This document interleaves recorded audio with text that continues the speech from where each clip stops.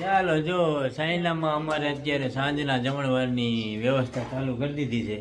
અને સાંજના જમણવારમાં અમારે છે ને કારણ કે અત્યારે અહીંયા વાગી ગયા છે 8 વાગી ગયા છે અને સાંજના જમણવારમાં છે જો ઊંધિયું છે ઠક્કરનું અને ભાખરી છે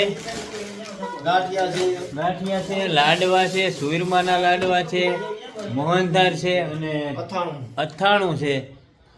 અને બીજું છે થમ્સઅપ લઈ આવ્યા છે નીચે લાહા લાડવાય છે અને સેવ છે એટલું આજે સાંજના ભોજનમાં છે કે બહાર જવાનું થતું નથી એટલે કારણ કે નકરા ઝીંગા લાલા જ ઉડે છે અને અમારે જો અત્યારે છે ને સાંજે નાઇટનો વ્યૂ જોઈ જાય